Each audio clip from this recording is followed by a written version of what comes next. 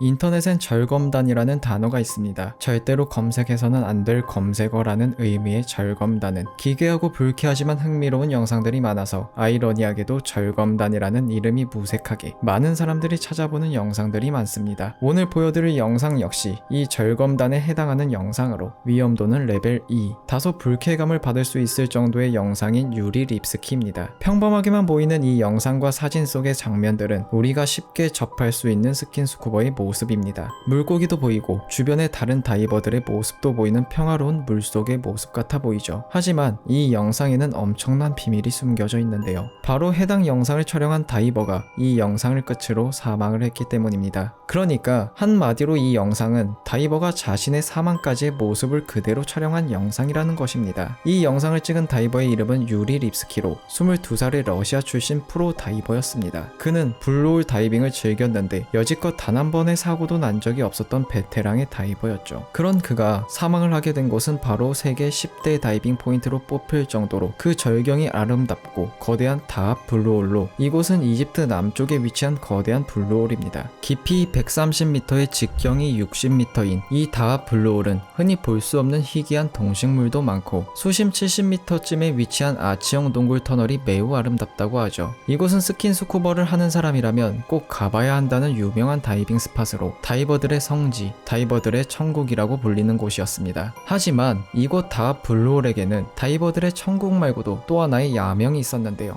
바로 다이버들의 무덤. 수많은 사람들이 찾는 유명한 스팟이니만큼 사고는 어쩔 수 없는 것이라고 생각하겠지만 다합 블루홀을 찾는 다이버들은 기본적으로 베테랑들이 많았습니다. 하지만 다합 블루홀은 그런 베테랑 다이버들의 목숨 역시도 앗아가 버렸죠. 다합 블루홀은 120여 명에 넘는 다이버들의 목숨을 뺏어간 것으로 악명이 높았습니다. 다합 블루홀은 심해의 동굴을 통해 블루홀과 바다가 이어져 있는 구조로 블루홀 내부에는 강력한 조류가 흘러 휩쓸리게 될 가능성이 있어 매우 위험하다는데요. 위험한 만큼 그 아름다움과 스릴을 즐기기 위해서 많은 다이버들이 계속 찾아오고 있던 것입니다. 특히 한번 다녀간 다이버들은 그 아름다움에 심취해 다시 찾는 다이버들도 많았죠. 유리 립스키 역시 그랬습니다. 그는 몇 번이나 다합 블루홀을 찾아왔고 그동안은 단 한 번도 특별한 사고가 없이 잘 끝내왔었죠. 사고가 일어나던 날도 역시 동료인 테렉 오마르와 함께 다합 블루홀을 찾았던 유리 립스키는 무사히 다이빙을 끝내고 쉬고 있었습니다. 평소라면 이대로 휴식을 취하고 정리를 한 후 복귀할 예정이었죠. 그런데 다이빙을 끝내고 쉬던 도중 갑자기 일어난 유리 립스키는 테렉에게 한 번 더 다이빙을 하고 오겠다고 말하며 다시 물로 들어갑니다. 동료인 테렉이 말릴 새도 없었죠.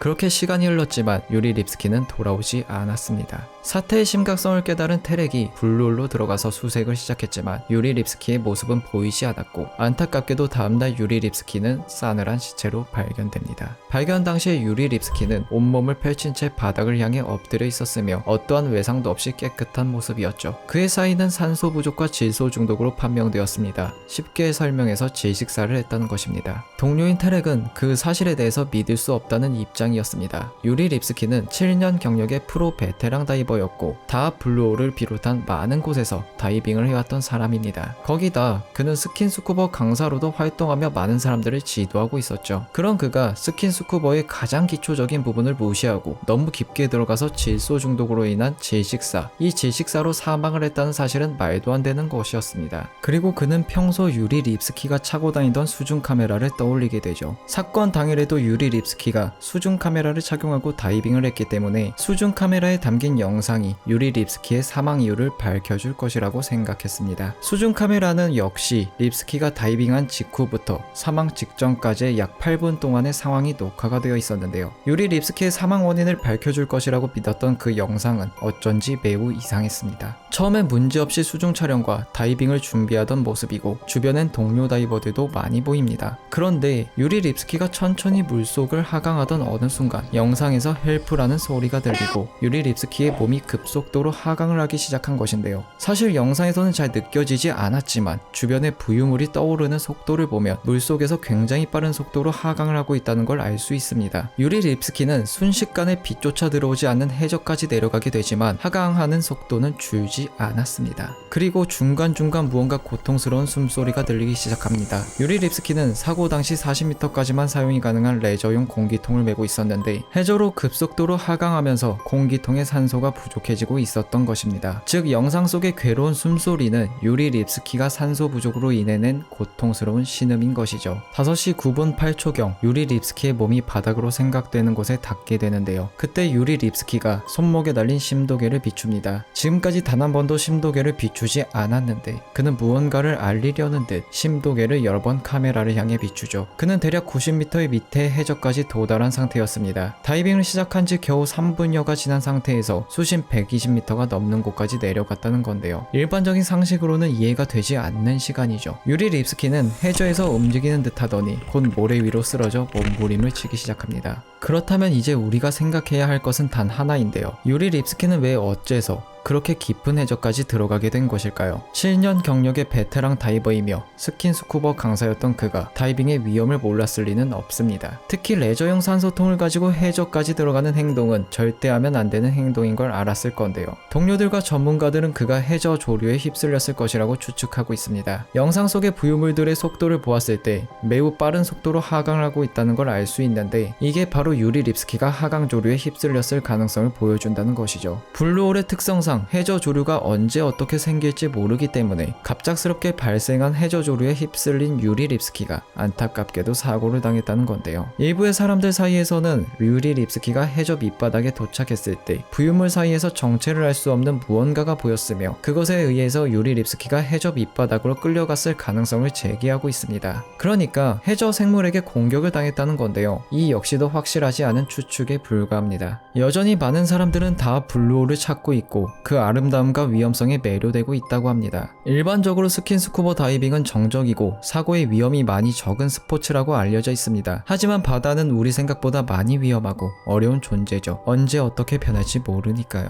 유리 립스키는 그런 바다의 위험성까지 사랑한 사람이었겠지만 죽는 순간에는 그 바다가 매우 무서웠을 것 같네요. 과연 그는 왜 바닷속으로 끌려 들어간 것일까요? 그는 마지막 순간 무엇을 알리고 싶었던 것일까요? 여외 미스테리한 이야기 다이버의 마지막 5분 유리 립스키 편의 여우였습니다.